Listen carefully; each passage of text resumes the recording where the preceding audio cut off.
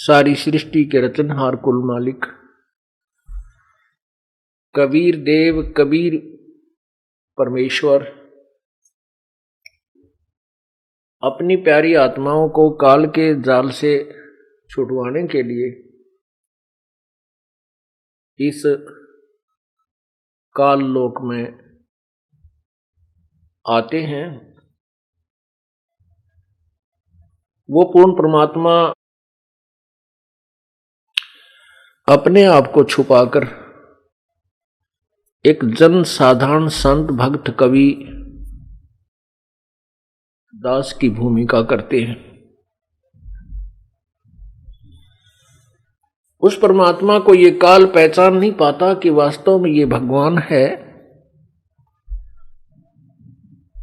या वैसे ही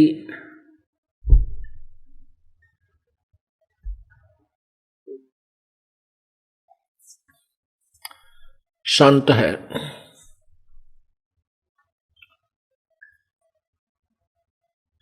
उस समय परमेश्वर अपनी प्यारी आत्माओं को वो यथार्थ ज्ञान देता है जिसको काल भगवान ने छुपा रखा होता है। काल भगवान अर्थात ये ब्रह्म ज्योति निरंजन, इसको श्राप लगा हुआ है 1,00,000 मानव शरीरधारी प्राणियों के सूक्ष्म शरीर को खाने का। सूक्ष्म शरीर जो है, सूक्ष्म शरीर जिसको बोलते हैं सूक्ष्म शरीर, इसमें जीवात्मा मरती नहीं, लेकिन अपने जीवन में जो भी इसने विकार किए हैं, जैसा खट्टा मीठा कड़वा शराब मांस तमाकू आहार किया है, उसका कुछ अंश सूक्ष्म शरीर के अंदर समावेश हो जाता है। आप देखते हो कि मानव समाज विकारों की तरफ बहुत तेजी से दौड़ता है। शराब ये पीने की वस्तु नहीं है, तंबाकू ये बिल्कुल यूज नहीं करना चाहिए, मानव समाज का आहार नहीं। सभ्य समाज, शिक्षित समाज और शिष्ट समाज का ये आहार नहीं है। मांस आहार ये बिल्कुल भी मानव समाज का नहीं है, ये दुरात्माओं का आहार होता है। और काल हमें दुरात्मा ही बनाना चाहता है कि ये सर्व विकार करें और मेरे जाल में फंसे रहें। एक छोटी सी बीड़ी सिगरेट अर्थात तंबाकू सेवन ये प्राणी नहीं त्याग पाता और इस बुराई को बहुत ही संघर्ष से स्वीकार करता है। क्योंकि जब ये स्टार्ट होता है, कोई भी बच्चा, कोई पुरुष या स्त्री, बहन बेटी भाई, जब इस विकार की तरफ अग्रसर होते हैं, वो तंबाकू सेवन करने लगते हैं, बाई हुक्का या सिगरेट बीड़ी किसी भी तरीके से, तो उसका शरीर स्वीकार नहीं करता। जब वो कस लगाता है, धुआं अंदर जाते ही आंखों में पानी, बहुत बुरी तरह खांसी उठती है, क्योंकि शरीर की प्रकृति उसे स्वीकार करना नहीं चाहती। हम इसके साथ जोर जबरदस्ती करके देखम देखा दूसरों को देख करके इस बुराई को ग्रहण कर ही लेते हैं और फिर इसको छोड़ना बड़ा कठिन हो जाता है। क्योंकि मन जो है ये काल है, ये चाहता है ये ऐसे व्यसन करे जो तेरे को ज्यादा स्वादिष्ट हो। जब ये सूक्ष्म शरीर को तपस्या के ऊपर भूनता है तो उसमें से ये गंध निकालता है। पूर्ण परमात्मा की शरण में आने के उपरांत ही प्रभु की कृपा से ये मन जो है बुराइयां त्यागने लगता है। परमात्मा की कृपा से ही ये सब बीड़ी शराब मांस तंबाकू आदि को ये प्राणी त्याग पाता है।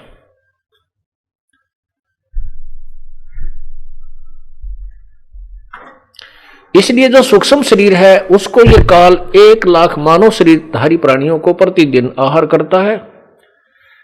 अपने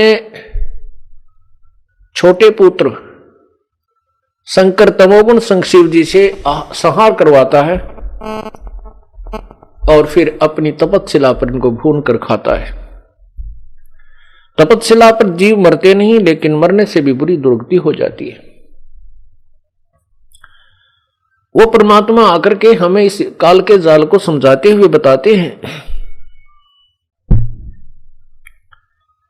तू कौन कहां से आन फंदा, देखो आगे बिरानी क्यों जलता, समझे नहीं शोक शूद्र गैले, बड़े भूत भये जो पिंड भरता, ये चुंडित मुंडित पकड़ लिए, इनसे जम किंकर ना डरता, ये चुंडित मुंडित पकड़ लिए हैं, इनसे जम किंकर ना डरता।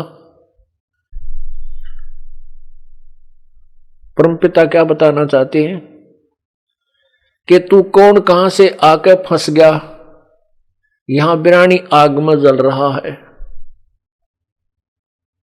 बिरानी आग में हम कैसे जलते हैं? अपनी मोह ममता के कारण हम पुत्र पुत्री, संपत्ति, माता पिता, भाई बहन, यदि किसी को कोई आपत्ति आ जाती है, किसी की मृत्यु हो जाती है, टक्कर मार मार कर होते हैं। तो परमात्मा कहते हैं ये काल ने तुम्हें यहां सताने के लिए, त्रास देने के लिए इस व्यवस्था अच्छी कर रखी है, और ये जीव के बस की बात नहीं है कि इन त्रास को ना महसूस करे। ये तो परमात्मा का ज्ञान और आपत्तियों से बचाव प्रभु परमेश्वर कबीर जी करेंगे, तभी ये जीव यातनाओं से, दुखों से बचेगा। क्योंकि हमें यहां काल ने एक विधान बनाकर दे रखा है कि जैसे कर्म करेगा वैसा ही फल तुझे मिलेगा। ये यहां का अटल संविधान है। परमात्मा भी इसी विधान के अनुसार हमें समझाने की चेष्टा करते हैं।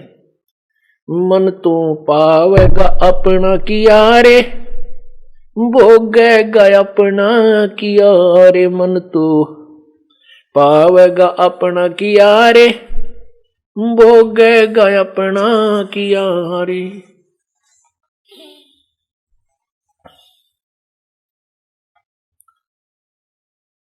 तो परमात्मा कहते हैं कि तुम क्यों ना ऐसे कर्म करो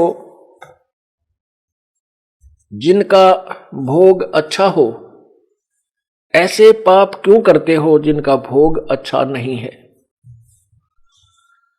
जिनका प्रतिफल अच्छा नहीं है। और जो पूर्व के हमारे संस्कार हैं, पाप हैं, वो भी हमें भोगने होते हैं। तो परमात्मा पूर्ण ब्रह्म हमें बताते हैं कि तुम हमारी शरण में रहो, हमारे विधान अनुसार साधना कीजिए, मर्यादा में आजीवन रहिए, तेरे पूर्व जन्म के सभी पाप कर्मों को नष्ट कर दूंगा, नाश कर दूंगा। कर्म भरम बरमंड के पल में करहूं नेस, जिन हमारी दो ही दई सो करो हमारे पेश। कबीर परमात्मा अपनी प्यारी आत्मा आदरणीय गरीबदास साहिब जी को साथ लेकर के सतलोक पहुंचे, साथ में काल के सर्व जाल से परिचित कराया।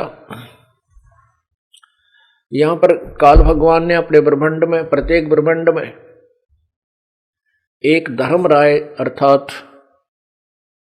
काल, एक काल जो है धर्मराज, एक न्यायाधीश रखा हुआ है।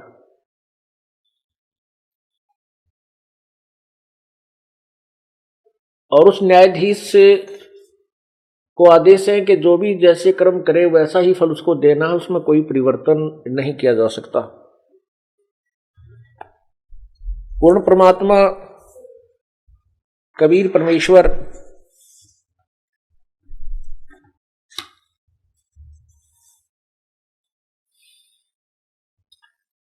अपनी प्यारी आत्मा को जो उनकी शरण में आ जाती है, उनके पाप कर्मों का नाश कर देता है, पूर्व के पाप कर्मों से बचा देता है। तो कबीर जी, आदरणीय गरीबदास साहिब जी हमें ये बताना चाहते हैं कि मुझे साथ लेकर के कबीर परमेश्वर धर्मराज के दरबार में गया। जिसमें कबीर परमेश्वर ने धर्मराज के दरबार में प्रवेश किया, वो यहां का चीफ जस्टिस न्यायाधीश खड़ा हो गया और करबद्ध होकर के परमात्मा को अपनी ही चेयर पर विराजमान करने के लिए प्रार्थना करने लगा। इस दृश्य को देखकर आदरणीय गरीबदास साहिब जी अचंभित हो गए कि ये महात्मा, ये छोटा महात्मा, ये जिंदा, इसके सामने ये धर्मराज भी हाथ जोड़े खड़ा है। उस सब दृश्य को देख करके, सब लोगों को देख करके आदरणीय गरीबदास साहिब जी ने अपने परमेश्वर कबीर देव की, कबीर परमेश्वर की, कबीर प्रभु की कैसी कलम तोड़ महिमा गाई है। आंखों देखा दृश्य, आंखों देखा हाल उस प्यारी आत्मा ने, उस महान आत्मा ने लिखा है। आदरणीय गरीबदास साहिब जी की अमरवाणी, सदग्रंथ अचला का अंग।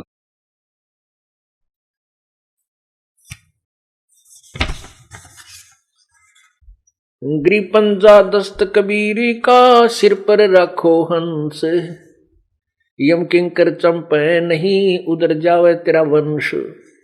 कहते हैं अपने कबीर परमेश्वर का पूर्ण पंजा अपने शीश पर रख। परमेश्वर कबीर जी का पंजा कैसे शीश पर रहेगा? हम पूर्ण संत की तलाश खोज करके उस कबीर परमेश्वर के कृपा पात्र तत्वदर्शी संत की शरण ग्रहण करेंगे और फिर उसके द्वारा दिए गए उस सत्यनाम और सारनाम का हम आजीवन जाप करेंगे और मर्यादा में रहेंगे, तो आपके ऊपर कबीर परमेश्वर का पंजा बना रहेगा। कहते हैं यदि तुम ऐसे लगे रहोगे तुम्हारी 101 पीढ़ी तक को पार कर दूंगा, 101 पीढ़ी को पार कर दूंगा। परमात्मा की वाणी बिल्कुल भी गलत नहीं हो सकती क्योंकि वो समर्थ है। इसलिए गरीबदास साहिब जी कह रहे हैं, पंजा दस्त कबीरी का, सिर पर रखो हमसे, यम किंकर चंपे नहीं, उधर जाएगा वंश। खानदान पार हो जाएगा तेरा आने वाला। गरीब दर्द बंद दरवेश हैं, सतगुरु पुरुष कबीर, नाम लिए बंद छूटे है, ये टूटे यम जंजीर। उस कबीर परमात्मा का वास्तविक नाम जाप करने से, नाम लेने से इस काल के जंजीर अर्थात काल के सभी कर्मों के बंधन समाप्त हो जाएंगे, पाप कर्म नष्ट हो जाएंगे। गरीब सतगुरु पुरुष कबीर हैं, 3 लोक तत्सारे, कोट 49 पृथ्वी, ये 14 भवन उधारे। गरीब सतगुरु पुरुष कबीर हैं, 3 लोक तत्सार, 2-4 की क्या चले, ये उतारे हंस अपार। गरीब सतगुरु पुरुष कबीर हैं, 4 युग परवाने, ये झूठे गरुआ मर गए, हो गए भूत मसाने। पुण्यात्माओं, गरीबदास साहिब जी कितनी यथार्थ वाणी बोल रहे हैं कि एक कबीर परमेश्वर ही है जो मोक्ष दे सकता है और वो स्वयं भी मुक्त है। अन्य जितने भी गुरु सदगुरु जो नकली बने थे, ये भूत बन जाते हैं, प्रेत योनि में जाते हैं। आपने राधा स्वामी पंथ के प्रवर्तक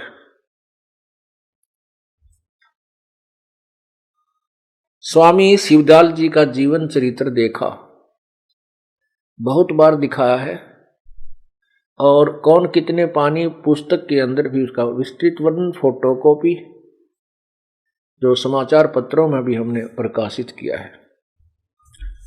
उसमें लिखा है कि स्वामी जी जब शरीर छोड़कर चले गए, उसके उपरांत उनकी एक प्रिय शिष्या बुक्की नाम की थी, उनके अंदर प्रवेश करके वो पहले की तरह हुक्का पीते थे। उसी का बनाया हुआ खाना स्वयं ही उसके शरीर में प्रवेश करके खाते थे। और सेठ प्रताप सिंह तथा शिव वो जो सालिग्राम जी वो दोनों बुकी से के आगे प्रार्थना करते थे और बुकी के अंदर वो शिवदयाल जी प्रेत रूप में बोल के उनको शिक्षा देता था।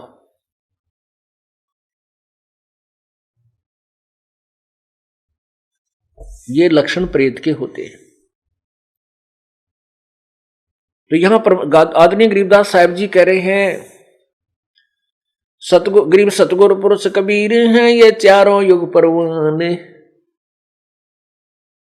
झूठे गुरुआ मर गए वह हो गए भूत मसान, शमशान घाट पर वह भूत बन बैठे झूठे गुरु।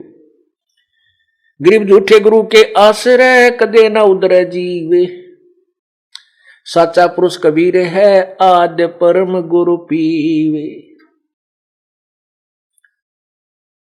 गरीब सतगुरु पुरुष कबीरे का विषम पंथ बैराट, शिव सन का दिक झावे ही ये मुनि जन जो है बाट। गरीब सतगुरु पुरुष कबीर की कोई ना चल है गैल, बिना पंथ पग धरत हैं गगन मंडल में सैल। गरीब पग से ती दुनिया चले पंछी पर उड़ान, ऊंचा महल कबीर का जहां नहीं ऐसे जमी आसमान। गरीब नीम मंडेरन महल के नहीं घाट नहीं बाट, ऊंचा तख्त कबीर का कैसे कीजे साठ। गरीब शंख स्वर्ग पर सैल है शंख स्वर्ग पर धाम, ऐसा अचरज देखिया वहां बिना नीम का गाम। अब यहां अचरज होता है कि अभी बिना नीम का गांव कैसे है सतलोक में। यह भी वैज्ञानिकों ने समस्या हल कर रखी है कि जैसे चंद्रमा और पृथ्वी के बीच में एक खाली स्थान है, उसको सन बोलते हैं, सुन्न वैक्यूम प्लेस। तो वहां पर दोनों ही का गुरुत्वाकर्षण 0 हो जाता है। उस क्षेत्र में जाकर के आप कोई भी वस्तु रख दीजिए वो वहीं स्टेबल हो जाएगी और ऊंचे ऊपर नीचे नहीं जाएगी। वहां पर चाहे यहां से कोई महल बनाकर ले जाइए और बगैर नीम के वहां रख दीजिए वहीं रुक जाएगा।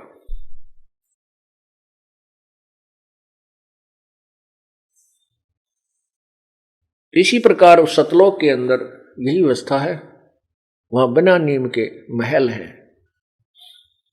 फाउंडेशन बिना फाउंडेशन के।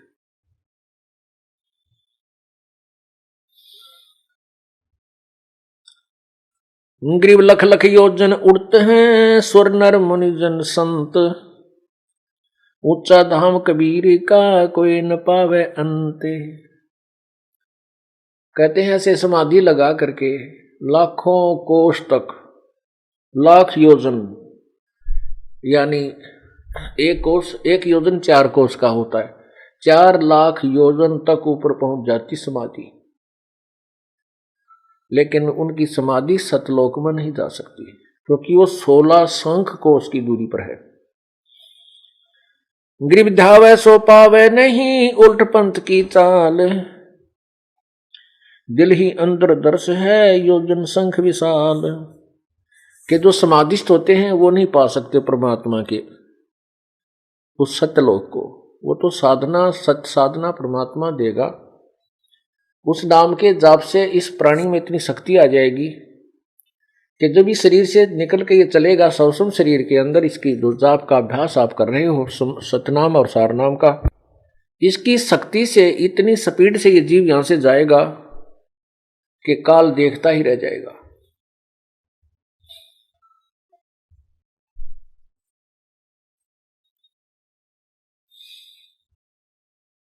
गरीब जैसे अलल आकाश से कू रपती चरण लगाए, ऐसे हरिजन संत को ले चालत है ताए। गरीब नाम निरंतर संगर शुरू फर्क दजा निशान, अनहद बाजे बाजे ही वो सतगुरु आम दीवान। गरीब नाम निरंतर संगर शुरू, गरीब सतनाम के जाप से बाजे अनहद नाद, तोबा परमेश्वर कबीर की छूटे आद अनाद।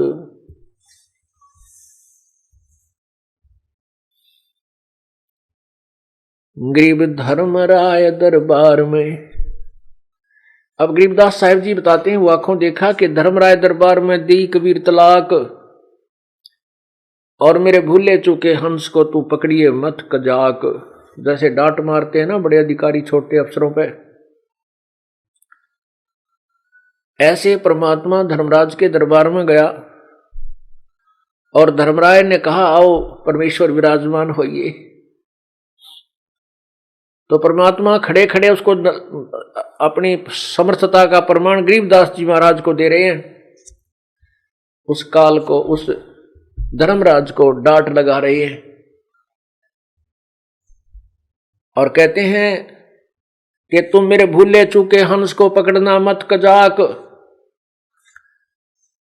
अब ये बहुत जबरदस्त शब्द परमात्मा ने उस न्यायाधीश को बोले हैं, यहां के चीफ जस्टिस को।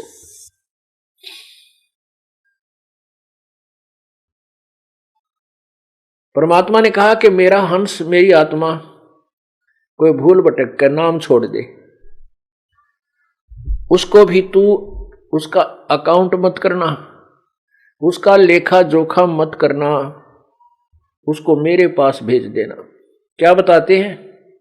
फिर धर्मराज कहता है कि प्रभु आपकी शरण में आने से पहले उस प्राणी ने बहुत ज्यादा पाप किए हुए होते हैं, और हमारा विधान है कि जो जैसे कर्म किए हैं वो उसका दंड मुझे देना ही पड़ेगा। परमात्मा कहते हैं उसका भी समाधान मैं कर दूंगा। उस प्यारी आत्मा के पूर्व के सब पाप कर्मों पर मैं क्रॉस लगा दूंगा, कांटा लगा दूंगा, काट दूंगा, नाश कर दूंगा। केवल एक कबीर परमेश्वर पूर्ण ब्रह्म सत्पुरुष ही है जो हमारे पाप कर्मों का नाश कर सकता है। उसी के विषय में यजुर्वेद अध्याय नंबर 8 के मंत्र 13 में 7 बार लिखा है। ए पुण्यात्माओं, क्या बताते हैं? धर्मराय दरबार में देई कबीर तलाक, मेरे भूले चूके हंस को तू पकड़िए मत कजाक। बोले पुरुष कबीर से धर्मराय कर जोड़े, तुमरे हंस को पकड़ू नहीं, मुझे 2 ही लाख करोड़। फिर प्रार्थना करता है, कर्मों से तीरथ हैं ये मुख से कहें कबीर, उनको तो मैं पकड़ूंगा और जड़ों तो जंजीर। मधारी जारी नरा जो भांग तमाकू खाई, परदारा पर घर तक जिनको ल्यूं अकनाही। पहले कबीर साहब क्या बोलते हैं? चुंबक रूपी शब्द है और लोहे रूपी जीवे, पर्दे माही मिलूंगा मैं दरस परस हो पीवे। चुंबक हमारा रूप है ये लोहे रूपी प्राण, धर्मराय तेरी बंद से मैं ले उड़ू अचानक ले जाऊंगा अपनी प्यारी आत्मा को, तू देखता रह जाएगा।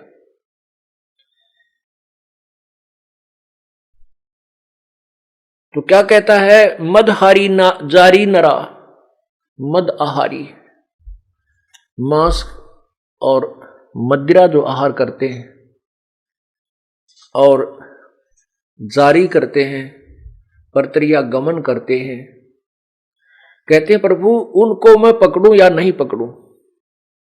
उसके विषय में फिर कहता धर्मराय विनती करे सुनियो पुरुष कबीर, उनको तो मैं निश्चय पकड़ूंगा और जड़ दूं तो जंजीर। अब क्या कहते हैं परमात्मा?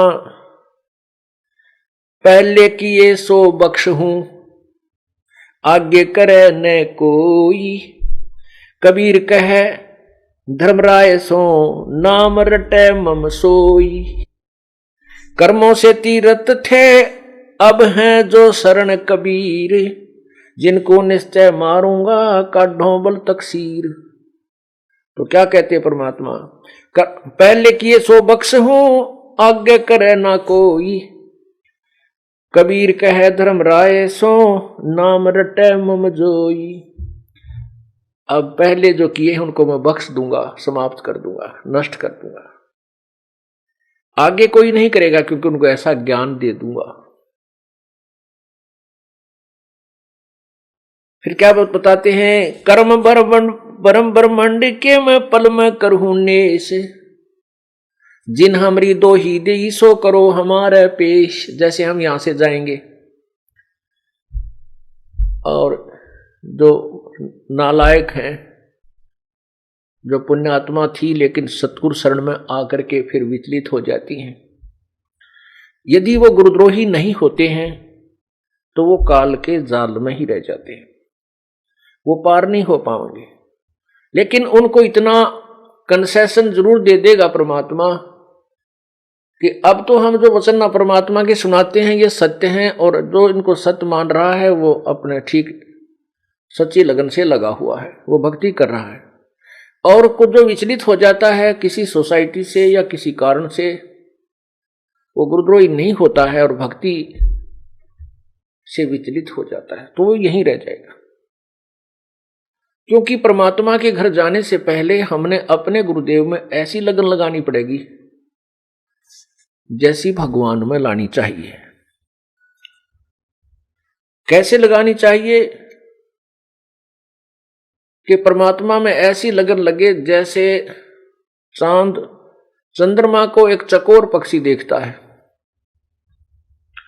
वृक्ष पर बैठ जाता है, पूर्णिमा के दिन चंद्रमा जब सामने उदय होता है तो उसको देखता देखता वो ऐसे ऐसे एक पल भी आंखें नहीं हटाता उससे, और जब चंद्रमा उसके ऊपर से ऐसे जा रहा होता वो ऐसे कर लेता है, ऐसे ऐसे ऐसे ऐसे करके वो नीचे गिर जाता है, गिर के उसकी नाड़ टूट जाती है, गर्दन टूट जाती है। वो पड़ा पड़ा भी फिर ऐसे ही देख रहा होता है। पुण्यात्माओं, हम मानव शरीर पाकर के बहुत ज्यादा विचलित हो जाते हैं,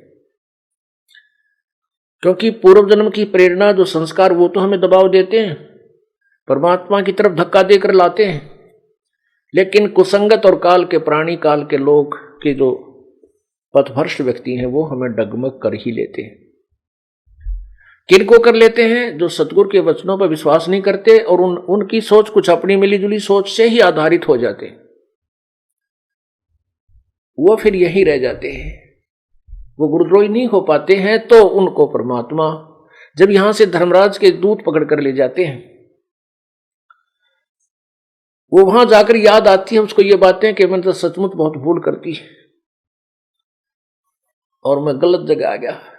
क्योंकि हमारे भगवान के शरण में तो हमारा कोई अकाउंट न्यायाधीश नहीं ले सकता, और जब यहां हमारा न्यायाधीश अकाउंट ले रहा है, हमारा हिसाब किताब कर रहा है, न्याय करने को तत्पर है, तो हम गलत जगह आ गए। ये ज्ञान आपको फिर याद आएगा। परमात्मा कहते हैं शिव ब्रह्मा इंद्र शिवलोक ब्रह्मापुरी से इंद्र लोक में हो, विष्णु लोक शिवलोक चाहे इंद्रपुरी चाहे विष्णु लोक में हो, शिवमंडल ब्रह्मापुरी चाहे विष्णु लोक में हो, शिवमंडल ब्रह्मापुरी चाहे विष्णु लोक में हो, और हमारे गुण भूल नहीं तो आण छुटाऊं तो यदि वहां भी तू याद कर लेगा, ये परमात्मा मैं तो गलत आ गया, पाप आत्मा हूं प्रभु, मैंने बहुत गलती की, ये परमात्मा आपके वचनों से मैं नीचे गिर गया, मुझसे भूल हो गई, तो परमात्मा वहां अपनी आत्मा के लिए प्रकट हो जाते हैं। इसी दास के रूप में प्रकट होंगे और फिर उससे कहेंगे छोड़ दो, ये हमारा हंस है। वहां से तो छुड़वा लेंगे और फिर वो चरणों में लिपट कर बुरी तरह रोगा, क्योंकि वहां तो पिटाई तैयार हो रही थी, डंडे ठाए खड़े थे वो पुलिस वाले यानी धर्मराज के सैनिक। तो तब तो वो चरणों में गिर जाता है, भगवान मुझे बख्श दो, प्रभु मेरे से गलती होगी, हे प्रभु मैं विचलित हो गया था। परमात्मा बोले भाई कोई बात ना, आ जा। तो इसको यहां एक परमात्मा का अलग स्थान है इसी ब्रह्मांड में, प्रत्येक ब्रह्मांड में, उसको भी सतलोक कहते हैं, वहां प्रभु रखता है। फिर जब कभी भक्ति युग होता है, सतयुग से प्रारंभ कर देता है, सतयुग में फिर उसको मिलता है, फिर त्रेता द्वापर, फिर कलयुग में आकर के उसको फिर पुनर्जन्म देता है। तब तक वो अपने पुण्यकर्मों से कभी राजा बनता है, कभी कुछ बनता है। जैसे आदरणीय नानक साहिब जी सतयुग में राजा अम्बरीश थे, बहुत पुण्यात्मा थी, सच्ची श्रद्धा से भक्ति करते थे, जैसी भी उसको प्राप्त थी। अब वो जैसे भी पुण्य यज्ञ करते थे उनके पुण्यों को स्वर्ग में खा आते थे। फिर मानो श्री जैसे राजा जनक के रूप में वही अम्बरीश वाली आत्मा ही जन्म हुआ। इस समय के किए हुए इन पुण्यों के कारण और उस समय के जो यज्ञ आदि करने से वो स्वर्ग आदि में चला जाता है। और फिर राजा जनक रूप में भी उसने खूब डट के भक्ति की, सुप्रसिद्ध संत कहलाए राज करते हुए भी। उसके बाद स्वर्ग में गए। रास्ते में काल ने एक छल किया उनके साथ। एक नरक था वहां पर, उस नरक के साथ से राजा जनक का विमान निकाल दिया। वहां पर 12 करोड़ आत्माएं अपने करे हुए दंड का भोग भोग रही थी, हाहाकार मचा था, तड़फ रही थी।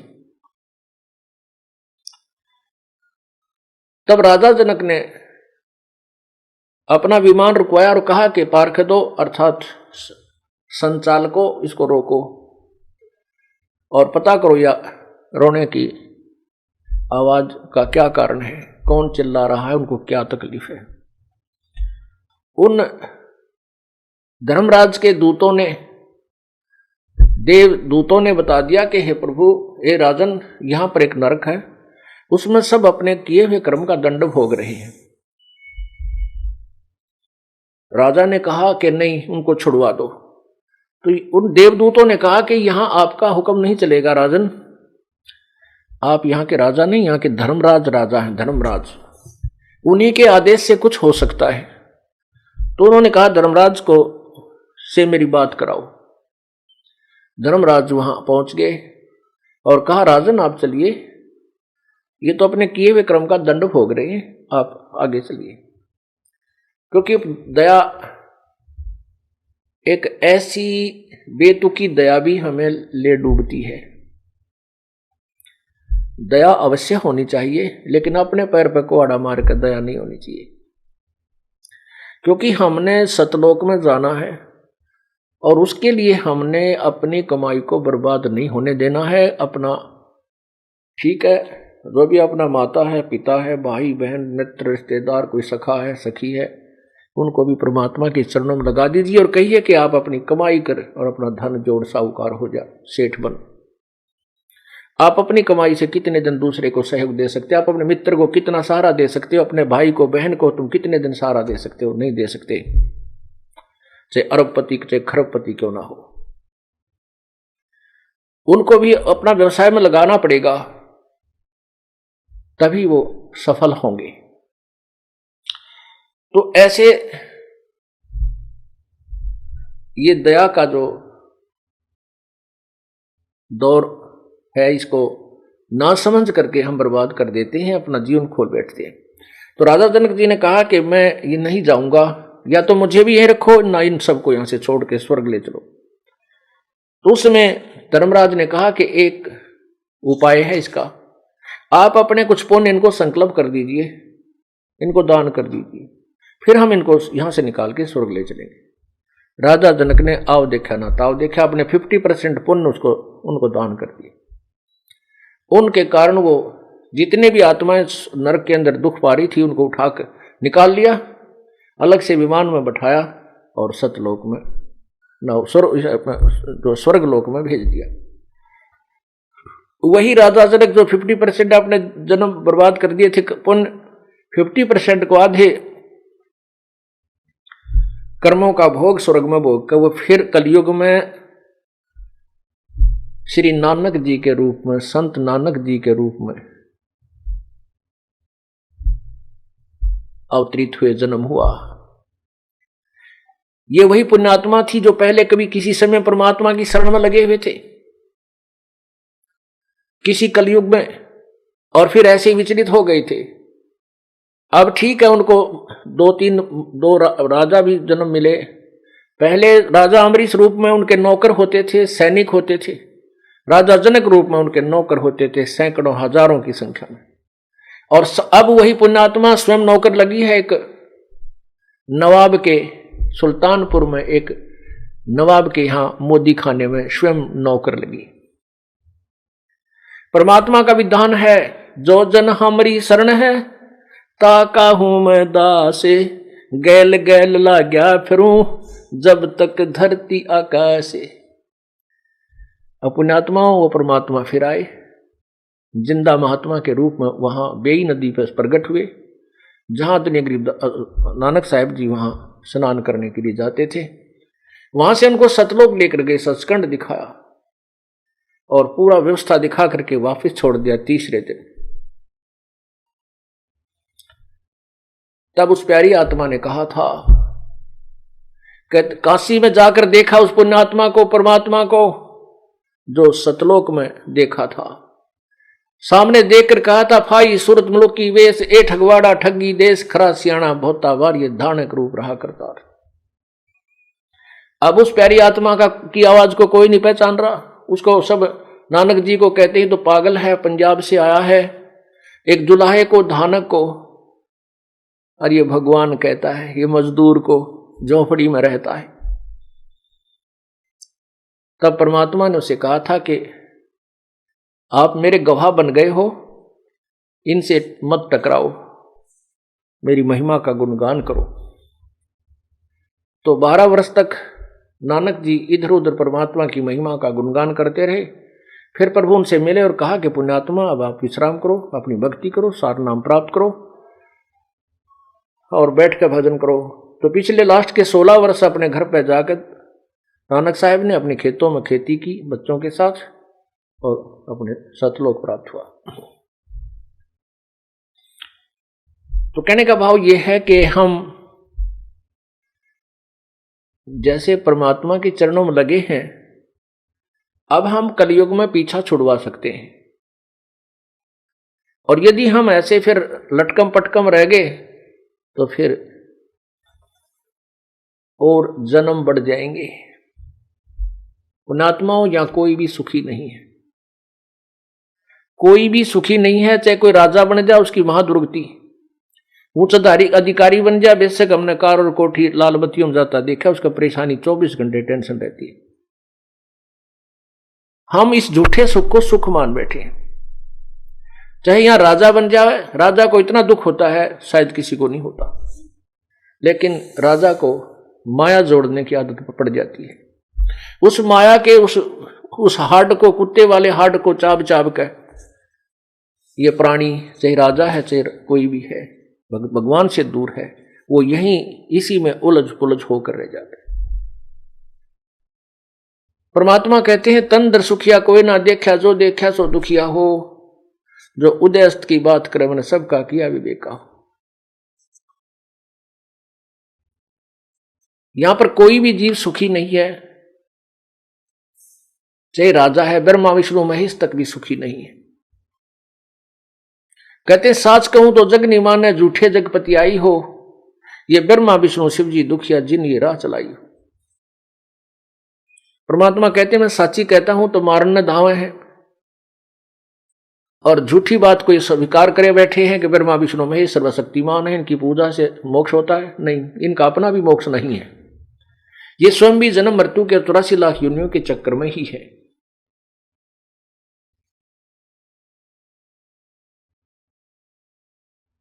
कहने का भाव यह है कि परमात्मा फिर उस प्यारी आत्मा को सतलोक, अपने यहां के मिनी सतलोक में ले जाते हैं।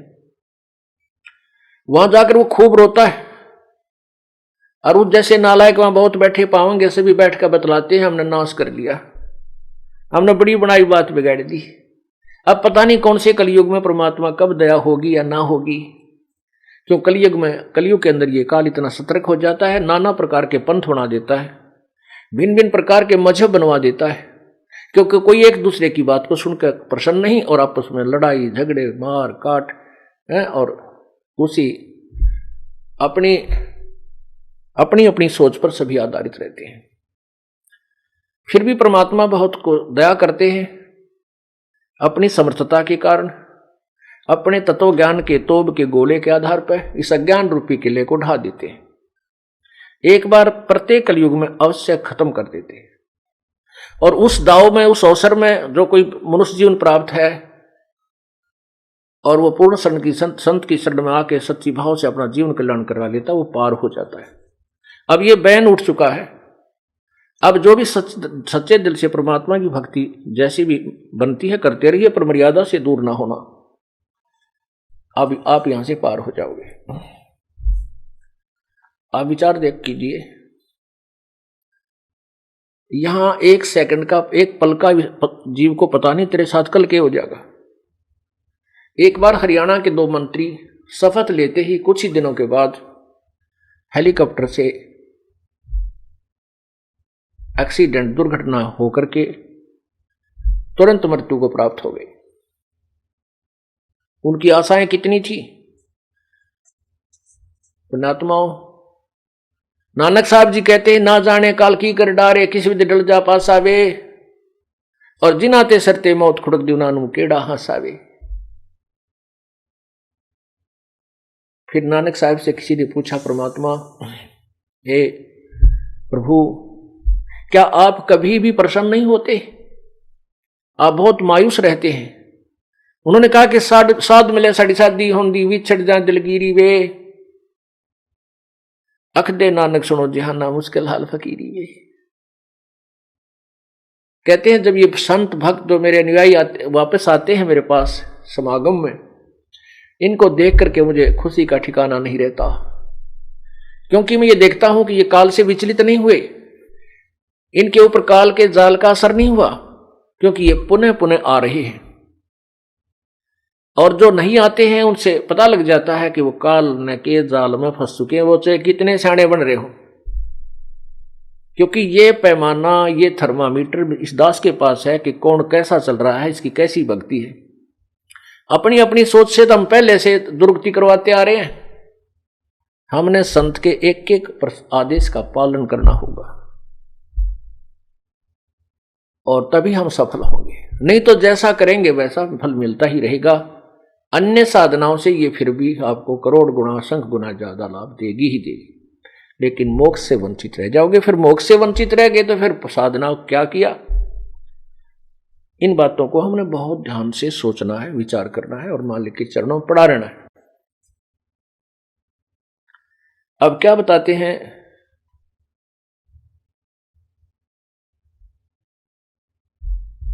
कर्म शिव मंडल ब्रह्मापुरी जो विष्णु लोक में होए, हमरे गुण भूल नहीं तो आन छुटाऊं तो ही। अब धर्मराज ही स्वयं कहता है कि हे प्रभु, जागट नौबत नाम की,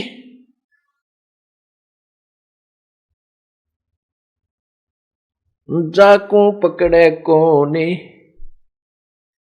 खाली को छोड़ू नहीं यारी ती जिनकी जून। जिनके अंदर नाम का नगारा बज रहा है, जिनका नाम स्वस्थ है, जिनका नाम खंडित नहीं है, उनको मैं नहीं पकड़ सकता। और जो उसके रहित हो चुके हैं, खाली हो चुके हैं, खंडित हो चुका है, उनको मैं पकड़ूंगा, क्योंकि वो तो 84 लाख योनियों में जाने के योग्य ही हैं।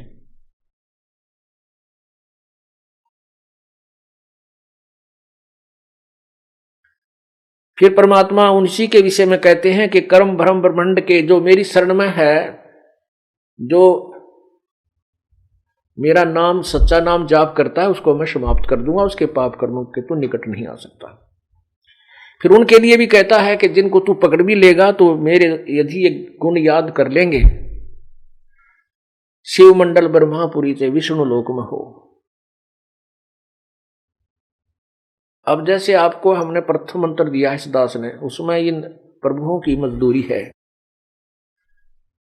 गणेश जी की मूल कमल का जो मंत्र है, और ब्रह्मा जी की जो स्वाद चक्र, अधिष्ठान चक्र जिसे कहते हैं, और नाभि चक्र ये विष्णु जी का, और हृदय कमल जो हृदय चक्र है वो श्री शिव जी का जाप है, वो आपको जाप दिया जाता है। और कंठ कमल में दुर्गा का। तो इन नामों के जाप से भी आपको जब यहाँ विचलित हो जाओगे, पार नहीं हो पाओगे, तो इनके आधार से आपको सभी के लोक में भेज दिया जाएगा बारी बारी। पहले आप शिव लोक में जाओगे या ब्रह्मा लोक में, जहां भी, तो वहां आप एक बहुत अच्छे गण बना दिए जाओगे, बहुत अच्छे देव पद प्राप्त करोगे। लेकिन पुण्य आपके ही समाप्त होंगे। वो समाप्त करके फिर आप विष्णु के लोक में जाओगे, शिव के लोक में जाओगे, और फिर 84 लाख योनियों में धक्के पुनः खाओगे। इसलिए पुण्यात्माओं, कोटि जन्म तू भरमत हो गया, कुछ ना हाथ लग्या रे, कुकर सुकर खरबा बोरे, कौआ हंस बुगारे। कोटि जन्म तू राजा की न्या, मिटी न मन की आशा, भिक्षक होकर दर दर घूम लिया, ये मिला न निर्गुण रासा। अब हम छोटा मोटा किसी को सरपंच, चेयरमैन, एमएलए, एमपी बन भी गए, मंत्री, मुख्यमंत्री, प्रधानमंत्री, तो अपने ही पुण्य होंगे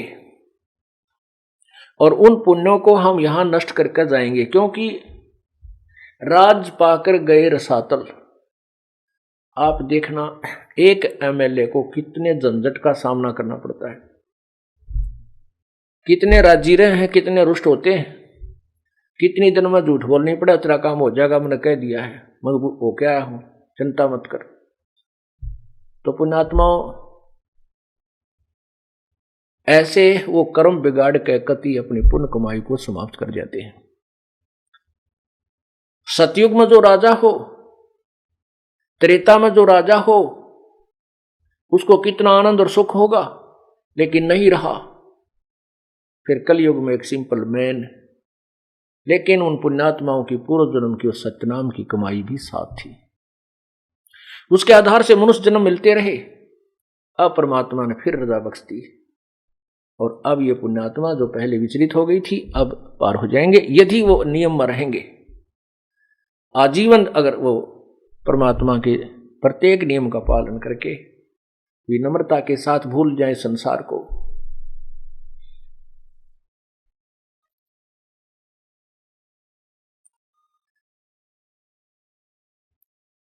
त्रिलोकी का राज है ये ब्रह्मा विष्णु महेश, ऊंचा धाम कबीर का सतलोक परदेश।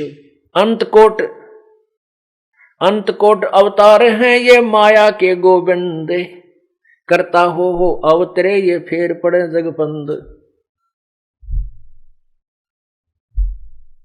कि ये ना जाने कितने अनंत करोड़ माया के गोविंद ब्रह्मा विष्णु महेश त्रिगुणमयी माया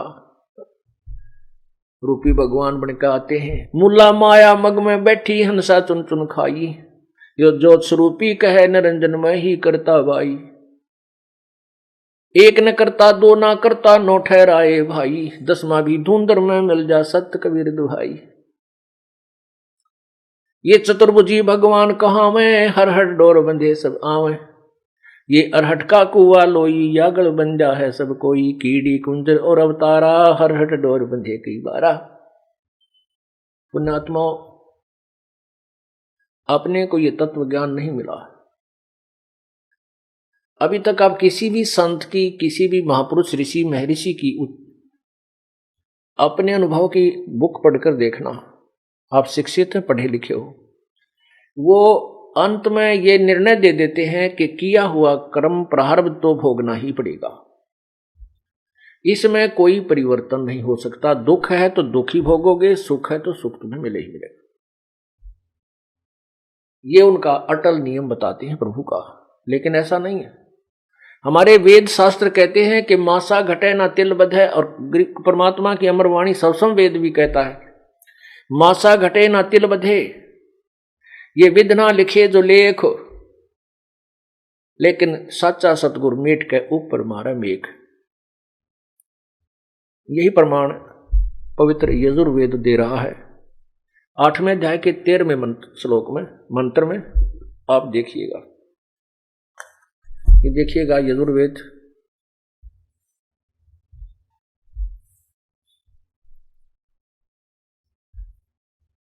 इसके अनुवादक हैं महर्षि दानंद सरस्वती।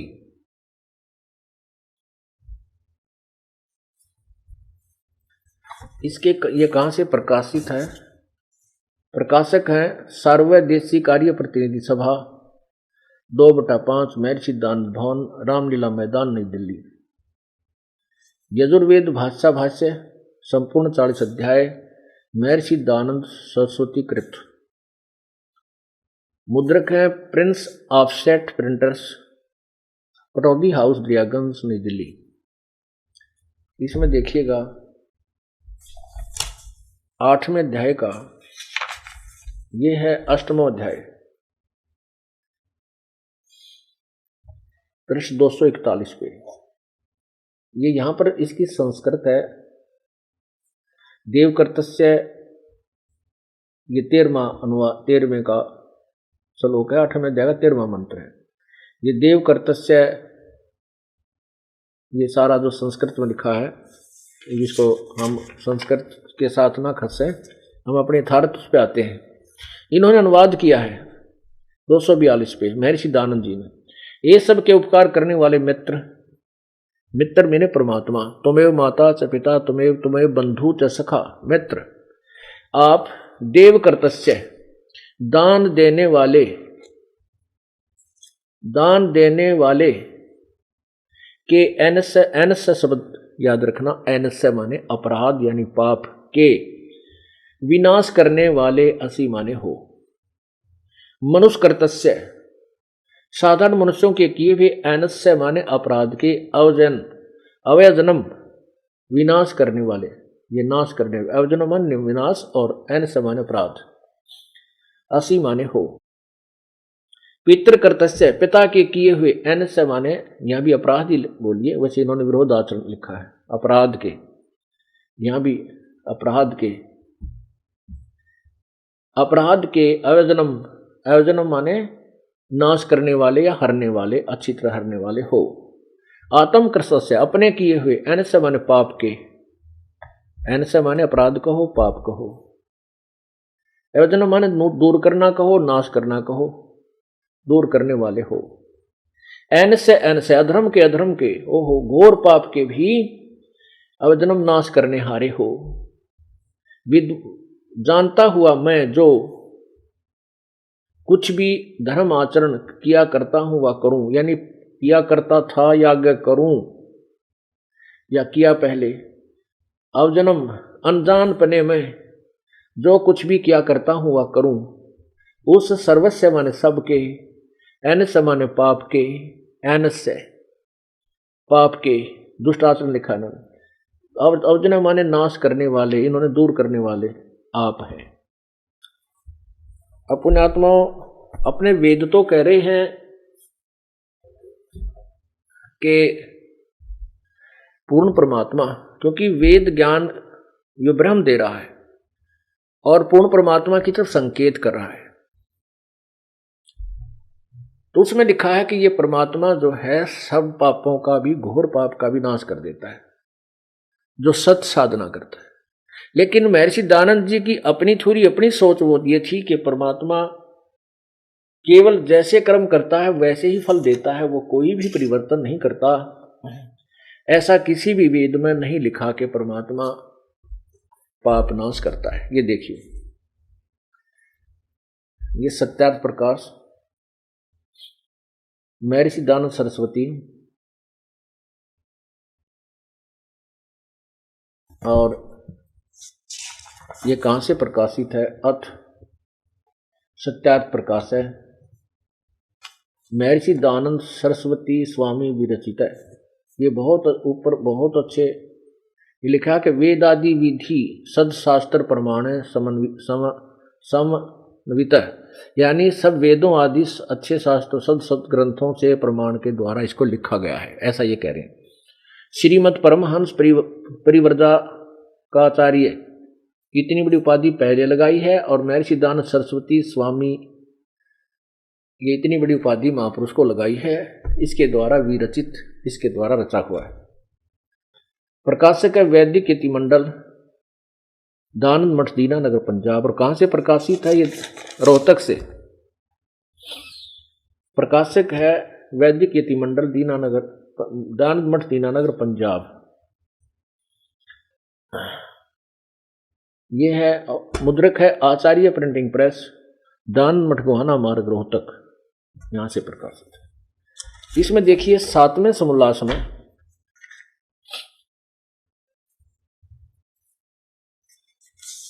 ये देखना,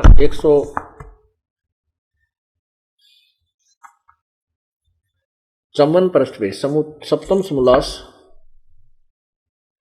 समोल्लास है, पृष्ठ 154 154।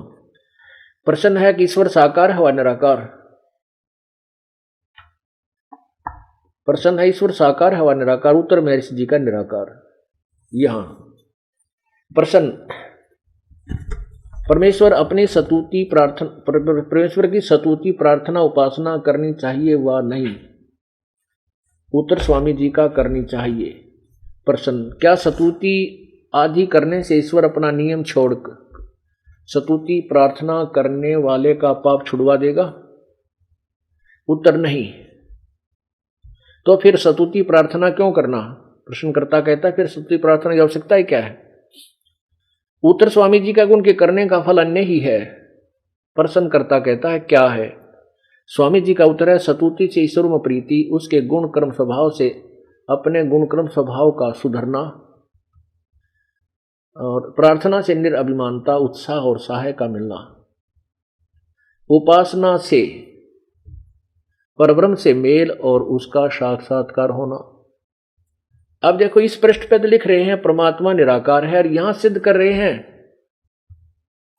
परमात्मा का साक्षात्कार होता है, परब्रह्म से मेल, उससे मिलन हो जाता है। पुण्यात्माओं, यदि कोई कहे कि दवाई औषधि खाने से रोग समाप्त नहीं होता, नष्ट नहीं होता, उससे केवल पहलवान बनते हैं, तो क्या वो वैध है? नहीं। यदि कोई कहे कि साबुन लगाने से पानी और साबुन का प्रयोग करके कपड़े को स्वच्छ किया जा सकता है, उत्तर मिले कि नहीं, साबुन लगाने से कपड़ा का मैल नहीं नाश होता, अपितु कपड़ा मजबूत बन जाता है। क्या उस व्यक्ति ने कभी जीवन में साबुन प्रयोग किया है या देखा है? नहीं। यही परिभाषा, यही जो है थ्योरी, यही सिद्धांत, यही व्याख्या महर्षि दयानंद की है। ये कहते हैं कि परमात्मा पाप नहीं काट सकता, और इधर कह रहे हैं परमात्मा निराकार है, वहां साकार सिद्ध करेंगे, परब्रह्म से मेल, दो भगवान सिद्ध कर दिए। जबकि ये कहते हैं मैं अनेक भगवान नहीं मानता, केवल एक ही प्रभु मानता हूं। इसी 7वें अध्याय के ही 152 पृष्ठ पे, 151 पृष्ठ पे ये देखिएगा, सप्तम समोल्लास है ये, और पृष्ठ 151 है, ये 150 है इधर, ये 151 हाथ से लिखा, यहां प्रिंट नहीं था। यहां क्या लिखा है कि वेद में अनेक ईश्वर अनेक हैं, इस बात को तुम मानते हो व नहीं? उत्तर, स्वामी जी कहते हैं नहीं मानते, क्योंकि चारों वेद में कहीं यह नहीं लिखा जिससे अनेक ईश्वर सिद्ध हों, किंतु यह तो लिखा कि ईश्वर एक है। अब यहां दो आप सिद्ध कर रहे हैं स्वामी जी।